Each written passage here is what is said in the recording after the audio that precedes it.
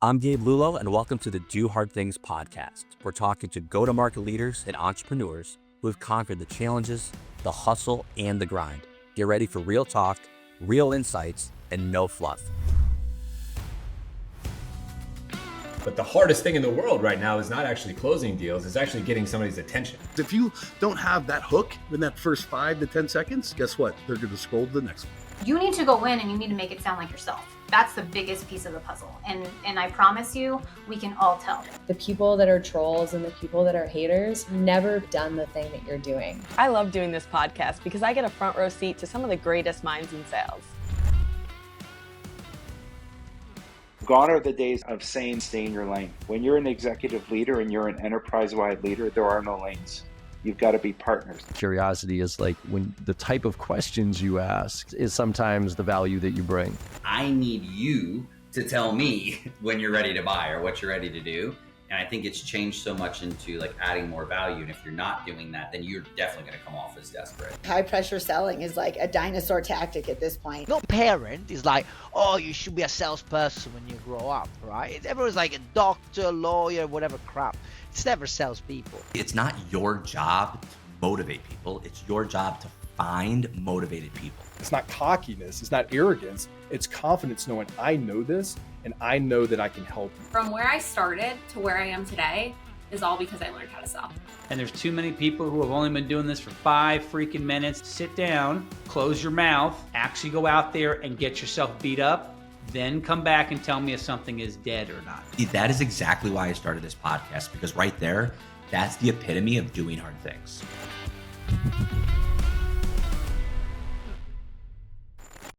Welcome back to the Do Hard Things podcast with Lexi and Gabe. Today's guest is Sam Hollander, an 18-year revenue veteran who's built sales teams from zero, closed deals with holding companies that don't normally return people's calls, and navigated 2 successful company exits where he keeps his teams intact and performing. What makes Sam different? He's built revenue engines in markets where most people fail: cannabis, retail media, complex B2B SaaS, places where traditional playbooks don't work and you can't copy what happened and worked at Salesforce. He's had to figure it out, build the team, and deliver results while the rules were still being written in real time. Today, Sam is also building his next company, LinkUp, a marketplace for high-intent, one-to-one business meetings that happen on-site at conferences and industry events. LinkUp gives buyers a structured way to book time with the right sellers, executives, operators, subject matter experts, and vetted advisors, so meetings are intentional, confirmed, and tied to real outcomes instead of random inbound or badge scans. In addition to LinkUp, he is also working as the SVP of Sales, Partnerships, and Strategy at OnSpot. 2 exits, multiple teams built from the ground up, a track record of thriving where most won't compete. Sam, welcome to the show. Welcome everyone back to the Do Hard Things podcast with Gabe and Lexi. And we are so excited. We just heard your bio, by the way. And so we're so impressed, so happy that you're here. How you doing, man? I'm doing okay. Had a tad bit of food poisoning over the weekend, so was getting over that. But outside of that, I'm doing well. Busy with everything going on, and I also have an 18-month-old at home. So most of your listeners, I'm sure, are familiar with that, and makes me run all over the place, which is a good thing, I guess. Yeah, absolutely. Well, congrats on the baby, and of course, I'm glad you're feeling better. Thank you. But I always love starting from the origin story. We're going to get into your career and what you're doing in a bit. But where did this start for you? What got you so excited to jump in with what you're doing? I'd love to hear where you got started. Yeah, it's probably kind of a whirlwind answer. So if it's long, I apologize about that. But my career has spanned about 18, 19 years. I actually started in the production world. That's what I went to school for. My family is a media family. My dad was in the radio business, and I guess I just always knew I wanted to be in this business in some way, shape, or form, but never wanted to follow in my dad's footsteps. I kind of wanted to chart my own course. So I loved movies and decided to go and pursue that, and went out to LA and absolutely hated it, and came back to New York. That was the height of the recession in 2009. And was really difficult at that time to try and segue, careers. But fortunately for me, a stint at Showtime in their production department producing live events really got me exposure to things like marketing those live events, even though it was through produced content. The promotions for ticket sales, the 15, 30-second spots that both go online and, on broadcast TV, although broadcast TV may be something that's going away.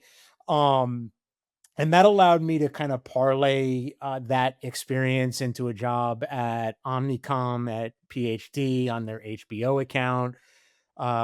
Worked in publishing for a few years, and then by happenstance, just ended up getting an opportunity at my first tech company. Yeah, at that point in time, I knew I wanted to work in some form of tech. I just wasn't sure what that looked like, what it meant. Didn't really have anybody guiding me. So I just took a shot. And that ended up kind of being the foundation for where I am today. I spent 4 years at a mobile location company known as Uber Media. They are no longer around, and scaled that company on the East Coast. I generated about 86 million in revenue across a 4-year period, and that company actually got acquired. I was part of the only part of that team. I was actually the only one who was part of the acquisition. Excuse me. Um, and then after that, I was looking to do something different, got into the influencer world for a little bit while also simultaneously helping them launch a programmatic platform. And I was managing a sales team from New York on the West Coast, which I'm sure you'll have plenty of questions about. And that required me to travel back and forth between New York and LA almost every week. So, as you can imagine, I got burnt out pretty quickly. And that's when I was trying to figure out what I wanted to do next. And an opportunity happened to fall in my lap where I noticed a white space in the cannabis industry and was fortunate enough to partner with two other individuals through a company that had existed for a few years prior in the retail media space to kind of take that ecosystem and grow it into the cannabis industry's first programmatic platform.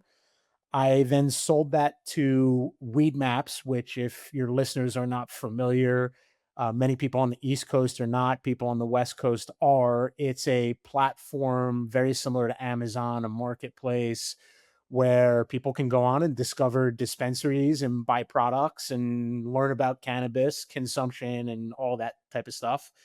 After the acquisition, I was there for about a year leading enterprise sales and commercial strategy.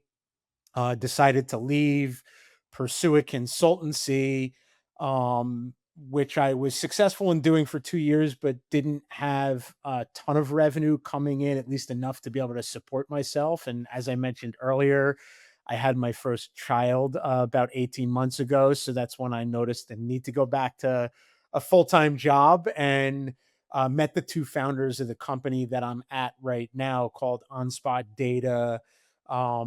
We got along very well. I liked their product. I could identify the differentiation, and they were really looking to scale the East Coast and, figure out how to commercialize that better. And I've been here for the last, I guess, 17, 18 months, pretty much the same amount of time that I've had my kid Judah. Um, and it's been a whirlwind, but it's been a great opportunity. We're seeing a lot of traction, and then simultaneously, I'm actually launching another platform, a B2B marketplace, connecting sales professionals with high intent individuals that they have a difficult time getting in front of, to be able to basically meet them at conferences. And that's launching in about 3 weeks at the Possible conference in Miami. So everybody should be looking out for that. That's awesome. Incredible. Thank you so much for sharing all of that. And you've built revenue from zero before. What do those first 90 days usually look like? What should they look like? And what's the hardest part when there's nothing set up yet? Yeah, the first 90 days is very hands on. At least that's how I view it.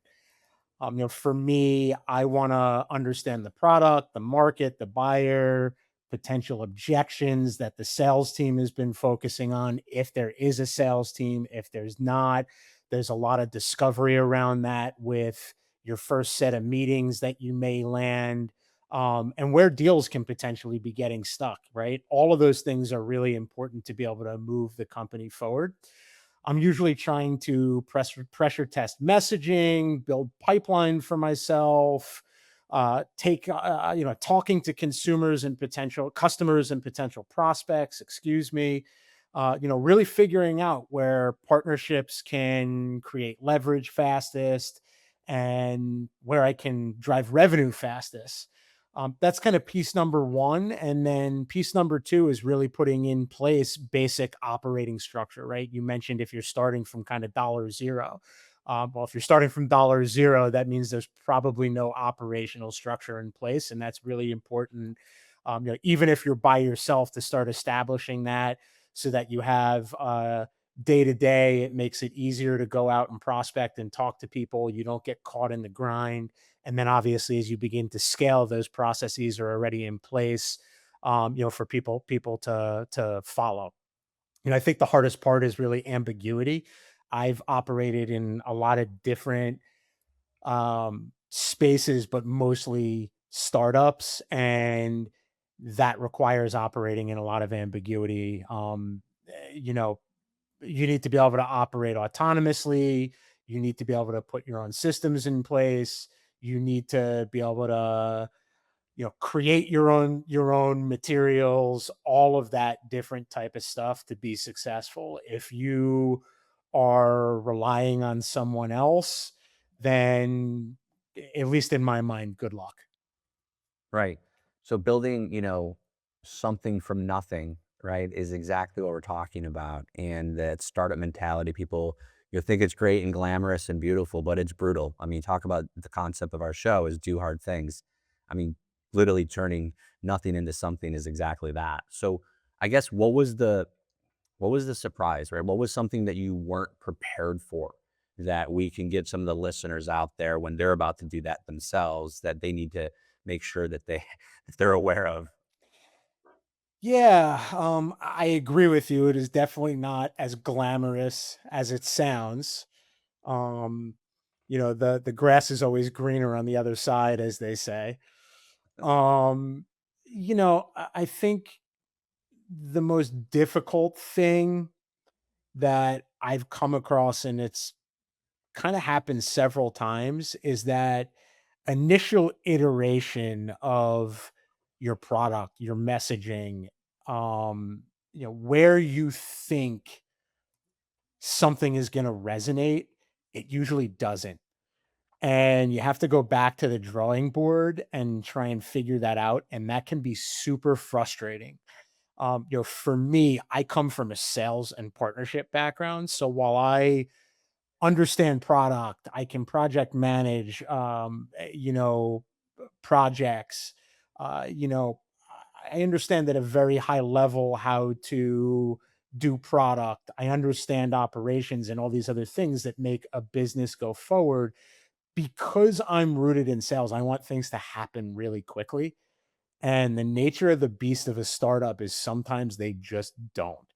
So, patience is another thing that you really have to learn and take into account.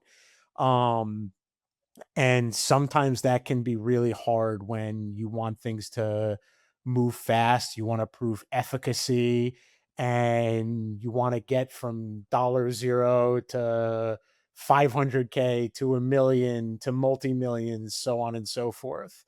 So yeah, I think that's one of the harder things. Would you say that there was a specific mistake you made when you first built a sales team that changed the way that you build them now? Yeah, not necessarily when I built a sales team. I was working for an influencer platform. I mentioned early on in kind of my overview that I was managing a team in LA, from New York. And part of that was that team was very junior. So I kind of took it upon myself to be more of a coach than a player. And I leaned in very, very heavily to that coaching side and less to that player side, and focused on really helping my reps succeed, helping them drive revenue. And in turn, that meant that I was not driving enough revenue. And the company, while well known, was still in its kind of early infancy stages. So me driving revenue was also important, creating that pipeline, closing business, and kind of setting those standards for the rest of the team to follow. Right. And unfortunately, that kind of backfired on me. I was able to overcome that after a period of time, but it was a lesson that I had to learn through conversations with my boss and at the time, and um specific outcomes and things like that. So let's talk about Maps because it's pretty regulated, right? It's a complex market. We had a guest on a few weeks ago where they're selling into the BBC and Disney, and that's a whole different type of complexity. In yours, your experience, you got 110% year-over-year growth in cannabis, which is incredible, but it's also one of the most regulated, maybe even stigmatized industries, right? So walk me through that. How do you sell on a market where traditional tactics are maybe not working and some of your prospects may even be afraid to take the meeting? How do you push through? Yeah, well, the cannabis industry is very difficult, and it's becoming increasingly difficult because of all of the regulations, as you mentioned earlier. And there's also a lot of other, uh, I'll call it elements built into the regulations that most people that don't operate in cannabis understand. So you come across, like, now I come across a lot of people where they're like, "Oh, the cannabis industry, that's so glorious. There's a huge revenue opportunity. I want to figure out how to get into that. I want to sell to people in that industry." And frankly, it's just not as big of an opportunity, at least for companies operating outside of cannabis that don't know the cannabis industry right now. That's not to say that it won't be in the future. And I actually think with the Trump administration saying that they're going to, deschedule the industry, the industry, that's going to change some of that. That will open it up to, the major banks, and easing of taxes and things like that, which will help. But specifically from a sales perspective, you got to lead with empathy, credibility, creating um, uh, likability, I guess I'll say, that friendship, leading with that, not leading with, "Oh, my product is going to solve something." Most of your prospects are not just evaluating your product, they're also evaluating risk. Again, there's so much regulations, there's so much stigma, there's banking issues, there's limitations around media, so on and so forth, that all of those things are coming into consideration. So you really need to be consultative. You need to understand their world. You need to understand their business. You need to understand how your products are going to fit into that. You need to, at a high level, understand how you can address all those limitations that I mentioned. And then, really, the biggest thing is education. At a time earlier on when I was in this industry, the majority of people that I was dealing with did not have a media background, right? A lot of people operate single dispensaries. They're not operating what's called a multi-state operator, which is a larger company that operates across multiple states, has multiple locations. Those people operators tend to be a little bit more sophisticated, but they don't represent the majority of dispensaries and brands in the industry. So most of those people are people that sold illegally years and years ago and got licenses because of the social equity laws. and they don't understand media. So you really have to go in from an educational perspective. You have to understand that you can't use media jargon. You got to really dumb it down so that they can understand it. And again, address all those things that I mentioned earlier and create those relationships. And that's really what allows you to succeed. The other thing that I'll mention is, and I think this goes even well beyond cannabis, sales in general has become such a email based industry, right? Young sellers get to hide behind a computer screen. And at least in my experience in cannabis, and this is also why I'm building the link up solution, which is the marketplace that I mentioned earlier. Um, it's about building relationships and Right. getting in front of people, right? And that's where I had most of my success, getting out, going from dispensary to dispensary and talking to people, going to conferences and events, entertaining, building those long-term relationships so that you had a level of trust and credibility. Yeah, absolutely. And I'd love to talk more about building relationships, partnerships. You've closed partnerships with Omnicon, Coca-Cola, BMW. Those aren't easy doors to really open. Walk us through how you actually got in that room with those decision makers at that level. Yeah, so really depends on where I was in my career, right? As I mentioned earlier, everybody gets to kind of hide behind a screen now, and that has created a very large void. Email response rates are pretty much at about 1% right now. LinkedIn is not much better. It's between 1 and 4%, about maybe a little bit better than that. So it makes it very, very difficult to get in front of people versus 10 years ago when I could sit down at my desk when I was a younger seller and I could punch out 100 emails a day and maybe a little bit more than that. And I'd be lucky because I get 4 or 5 responses at a media agency, and I'd be able to land a meeting and go in and build those relationships that ultimately would lead to my first sale. And then it was about building that from there and proving that our campaigns could perform. And that would lead to, oh, well, we want you to get more strategically involved. Can you come in and meet the CMO or the SVP or whatever that may be? Today, it's a little bit more difficult. And that's why I said earlier, I think it's very important to get in front of people. What I've recognized over the last few years of my career is the majority of my success has been going to conferences and then tapping into my own network. So again, going to conferences, all about building relationships, all about being authentic, all about credibility, all about building trust. Um, your network is the number one thing that can help you get from point A to point B. People are willing to help people that they know. They're willing to go to bat for people that they know do good work and for people that they can trust. Fortunately for me, as I mentioned, I have a media family. So that has afforded me the opportunity to get in front of a lot of people. I've been able to use that to my advantage, but then taking that one step further, I've been able to use that to build other relationships. And those relationships have gotten me to other decision makers. And then I kind of keep going from there. And it's a cycle.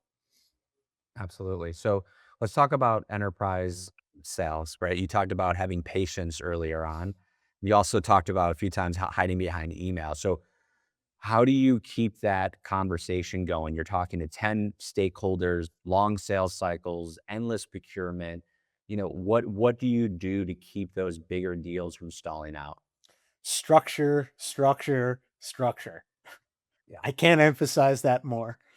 Structure, I think, is what he said.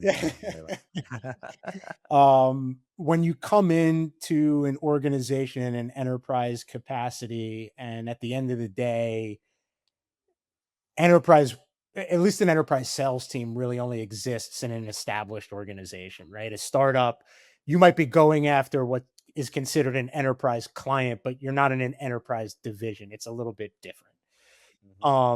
So I'll look at this through the lens of, an enterprise team. And when I come in from a leadership perspective to try and help that team drive more business, and you mentioned 10 stakeholders plus, you have to map out those stakeholders early. You have to identify who the champion is. You have to understand who the blockers might be. You have to understand where the conversation ends. You need to be talking to that client or prospective client on a weekly basis. If you can't get into them on a weekly basis, a bi-weekly basis, because that's how you build that relationship.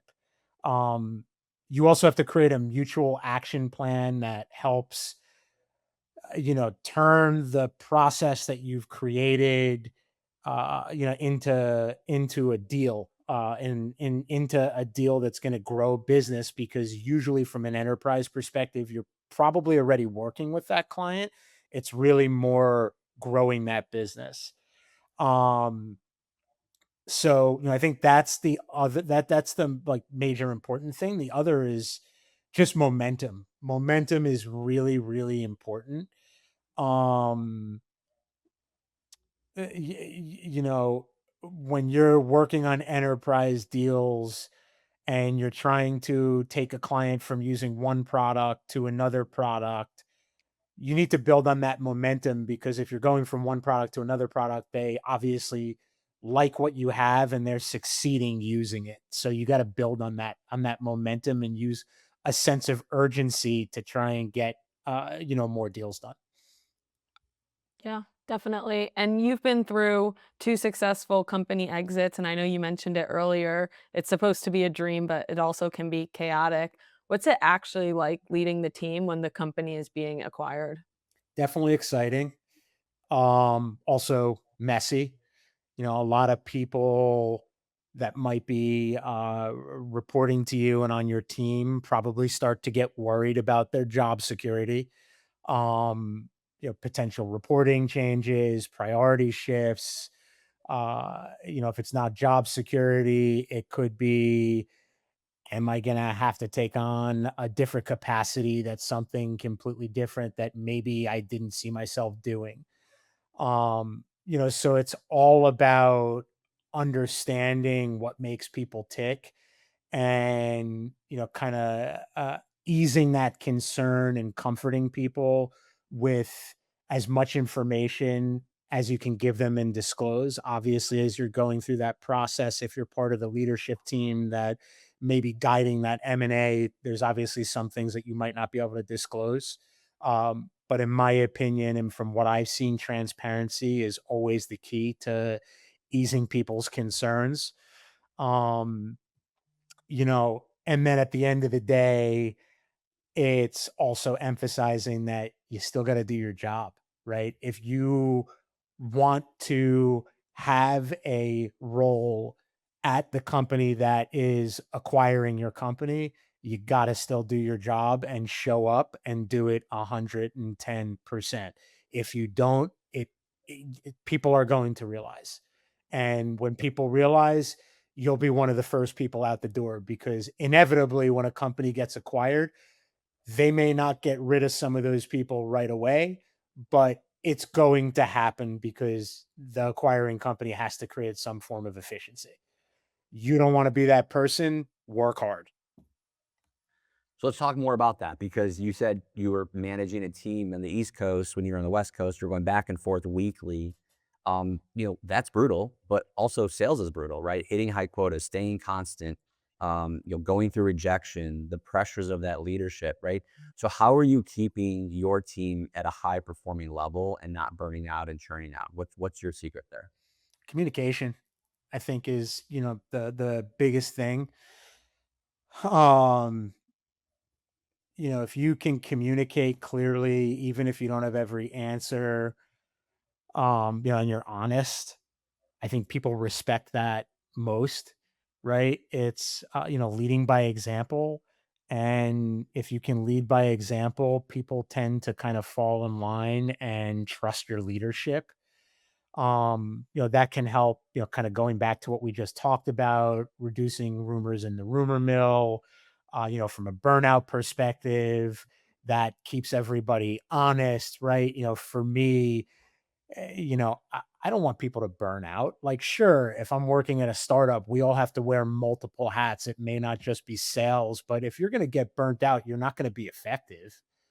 And I don't want somebody who's not going to be effective, not operating at 100% capacity. That's when mistakes happen, right? So if you can communicate that with me, okay, go take some time off, right? Take some time for yourself. Go for a walk, do something that you enjoy. Um, I think that's the most important thing. And I'll kind of add to that a little bit more. I think kind of creating that schedule for yourself is important. Even if you're starting your own company, you still have to have a life, right? Your life goes beyond work. So while building a company, you may have to spend a lot more than 40 hours a week to be successful. I'll be completely honest about that. You still have a life and you should still enjoy it. Otherwise, you're going to get burnt out really, really quickly. And that's not going to help anyone. And you're never going to succeed at growing a company. Yeah, absolutely. And everybody's talking about AI in sales, automation, SDRs, predictive analytics. What's actually useful for you and what's just noise? Yeah, that's a good question. Um, the AI piece is interesting, right? Um, I have definitely found ways to streamline my day to day, and I think it's great. And I love all the AI tools, especially from a writing perspective, whether that's email follow up, putting together materials, whether it be, a deck, a strategy document, a commercial document, so on and so forth. I've also tested a lot of different solutions for outbound. In my experience, that works sometimes, even with levels of personalization. But in a sea of sameness and where reps are getting hundreds and hundreds and hundreds of emails a day, it makes it a lot different. And I can kind of allude to those hundreds and hundreds of emails a little bit more. I was having drink with a close friend of mine at a conference I was at about 3 weeks ago. And she works for a media company. She's the SVP of investment. And she told me that she has 1,000 unread emails from vendors. It's like, that's what you have to get through. And AI isn't going to help that. Right. Right. So while I love AI tools and it definitely helps me save hours a day, you still have to have some form of human personalization. You still got to pick up the phone. You still got to build relationships. So I think, in short, great for streamlining things, great for creating a little bit more time in your day, great for focusing on other things with your job where you can be a little bit more strategic and maybe think about the bigger picture. But from a sales perspective, you still got to do those things that are important. Exactly. Well, Sam, this has been an awesome 30 minutes. We so happy that you joined us. What is the way to get a hold of you? Who's out there that you want to talk to, and what's the best way for them to get a hold of you? One, I'm open to talking to anybody. Like I've said several times throughout this conversation, I am all about building relationships, so anybody can feel free to reach out to me. My schedule is obviously busy, so I can't guarantee that I'm going to get back to everybody. I do the best that I can because I know how it feels to not get a response from people. But in terms of, what I'm looking for, from a professional perspective, there's kind of a few different fronts. On the job front, from a on-spot perspective, which is the data and advertising company that I work for. We're talking to media agencies. We're talking to Fortune 500 companies. We're talking to tech companies, anybody that is in need of custom audience solutions, advertising measurement, or demand side platform, or first party data matching, any of that type of stuff. And you can reach me there at shollander at onspotdata.com. Link Up, which is the marketplace that we're launching in a few weeks. We're actively looking for advisors.